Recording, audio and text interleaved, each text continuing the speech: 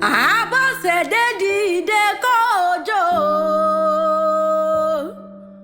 Amajilala ọ̀ṣọ́ dìde,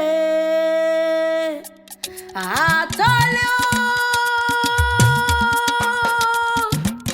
o, ọmọ bára lọ́lá o, ọmọ ọlọ́dún o, Abosede o, obìnrin tó rẹwà ni mo ń ké sí lọ́wọ́. Àmọ́ bí ọjọ́ o, bí Ìlíkísù bèbí wọn mò ń ké sí lọ́wọ́ o. Òní ti sọ ọjọ́ kẹtàdínlógún oṣù kìíní, ní sọ ọjọ́ bí rẹ kò ní já sí ìmọ̀lágbó Ọlọ́run ọba.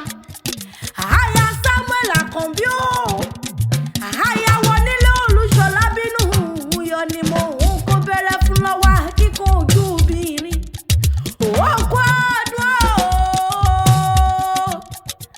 Abosede òkú ọdún òkú yẹdùn, àṣeyí ṣàmọ́dún onífọdún èyí ṣàṣemọ́.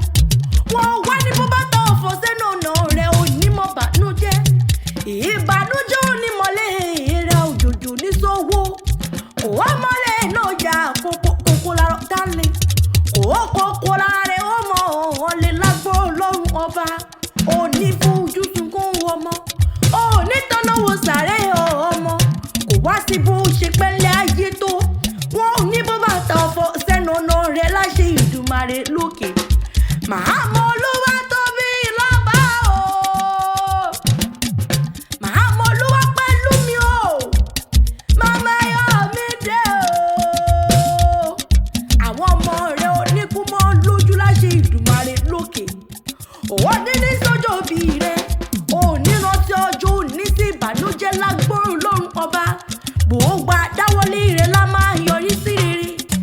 Abosede o, àtọ́lé máa gbọ́ dídùn ẹnu mi, àwọn tó mọ rírí rẹ̀ lọ́rọ̀ mi wá bí. Náà ni wá mọ́ kì í ọ́ ní gbèjègbèjọ.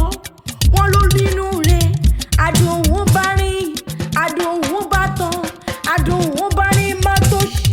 Wọ́n ní ẹni tó ṣe gbára lé òní ọ́. Mrs. Janet Olúrántí Fọláyìn ní mọ́ kí ọ́ o. Pásítọ̀ Emmanuel Bámidélé Fọláyìn ní mọ́ kí ọ́. Mrs. Títílọ́pẹ́ Fọláyìn Òǹdó, wọ́n ní mọ́ kí ọ́. Daniel Fọlámi àti Ayọ̀míkún tí ń ṣe ọmọ òjò, wọ́n ní mọ́ kí ọ́, wọ́n ní kó sá mọ́jú. Wọ́n wá tún ní mọ́ bá wọnúlé àwọn bàbá rẹ̀ lọ. IKIRE sá ní ilé o, Abosede o, Ìlíkísù, ìwọ ló máa jí lọ́la ọ̀ṣọ́ máa jí fọjọ́ gbogbo dára bí ẹ̀gbin. Nínú pálá àwọn bàbá rẹ̀ tó bí ọlọ́mọ gangan ni IKIRE sá ní ilé. Ọmọ ewu ń wíri tí mo kọ̀ kú lọ́nà èyí jíjó. Èéwú ló bí ọ ní tòótọ́ o, àtọ́lé o, èéwú ló bí ọ ní tòótọ́ o. Gbọ́dọ̀ mẹ́mọ́ pé òòṣà ògìyàn lówó owó dàgbà. O gbọ́dọ̀ mú òògùrọ̀ ní ìgbà tó mẹ́mọ́ pé tó o ti mẹ́kúrọ́. Kiri bọ́kú ni o mọ ilẹ̀ yìí sí. Tàbádéwú wíri tí mo kọ̀ kú lọ́nà èyí jíjó. Èéwú fi lẹ́wọ̀n mi o, èéwú fọ̀nà wọn mi.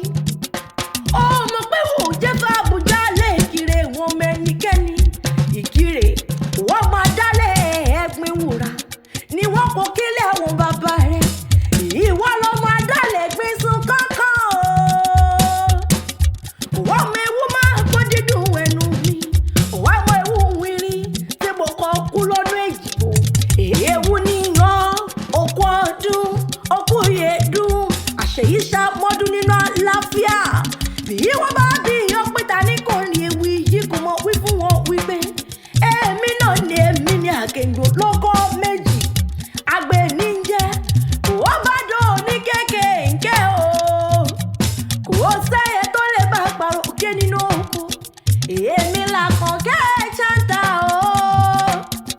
Wọ́n mẹ́yìn ilé ẹ̀kọ́ bí ṣẹ̀ṣẹ̀ ọmọ àròjò ojú Ìjẹ̀bú ní